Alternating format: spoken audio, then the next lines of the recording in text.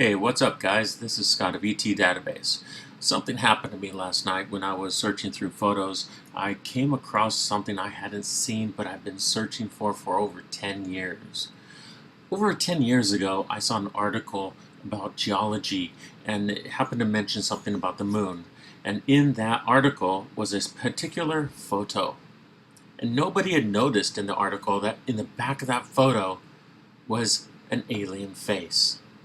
An alien face right near the shadow of the astronaut taking the photo. And I believe the astronaut was taking the photo of the face on purpose, and he put the geological hammer on the rock in front of it to have a comparison for size.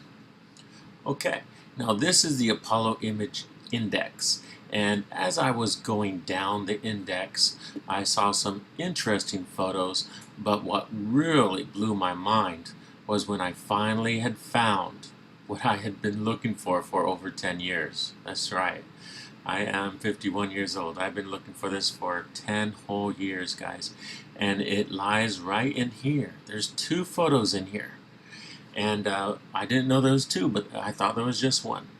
This is one of the photos, and this is the other from Apollo 14. Okay, let me show you a close-up of those photos. Here is the exact photo that had me so excited long ago. This is on the NASA website right here. This is the official one, but it's really great that I had finally found it. Here is a hammer. Near it is a cup on a rock. Yes, there's a plastic container. Here is the shadow of an astronaut, and back here is the rock with a face. Take a very close look at this photograph. In the background, you'll see a face. You'll see a hammer. You'll see a cup. And you'll see an astronaut holding a camera taking the photo. The astronaut saw the face. He's there. He's pointed towards the face. He put the hammer and the cup there as a size comparison. So when the pictures get back to Earth, they can judge the correct size of the face from looking at the hammer.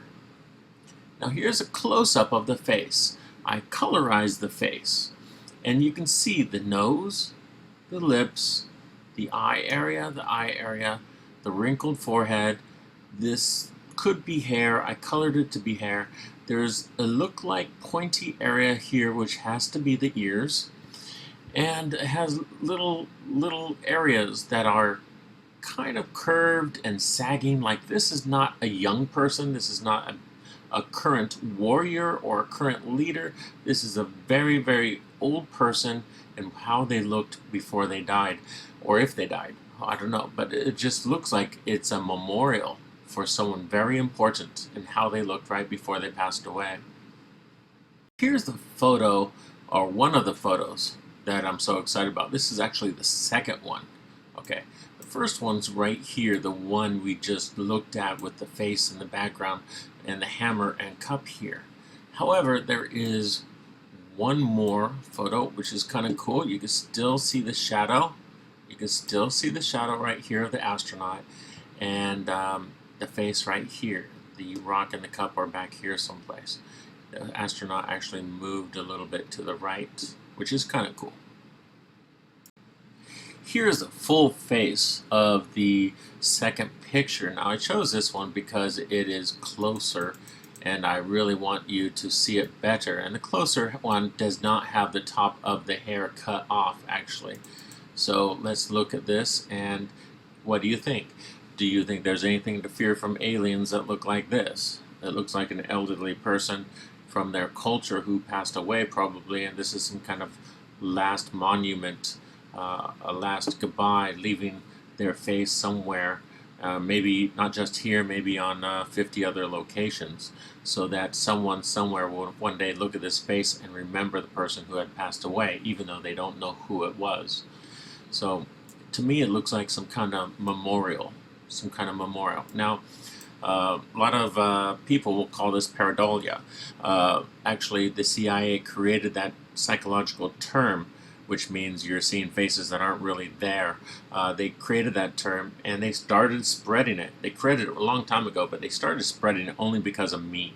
Okay, back in 2008, 2009, I was reporting faces up the butt. Okay, I was reporting hundreds, maybe thousands of faces. If you saw my website, UFO Sightings Daily, you would know that.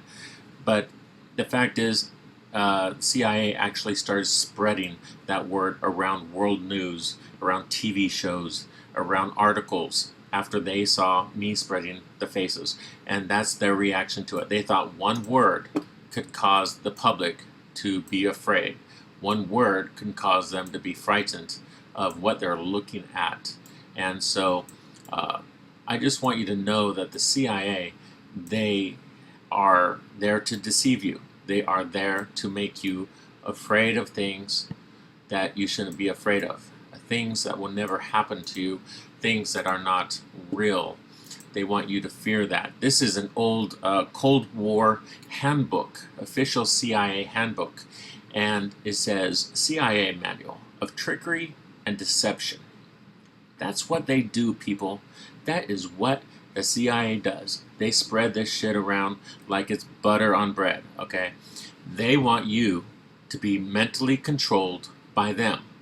And their goal is to do it as easily as possible. And so they're using one word to try to control the public, okay? Pareidolia. They think that if they use this word, that you will be afraid that someone will say it. You are seeing faces that are not real. Well, why don't you walk over into the mirror? Because pareidolia also says that is actually your imagination. You're really not seeing what's really there. So that's the truth. Look it up. Look into it. CIA is deliberately trying to stop you from believing and seeing what's right in front of your own eyes. Now, who do you believe more? The CIA, who loves to play these mental games? Or do you believe me? And I'm not playing any mental games here. I'm just reporting a lot of things they don't want me to report. And yes, I know I'm risking my life doing it sometimes. This is Scott C. Waring of UFOSightings.daily.com, signing out.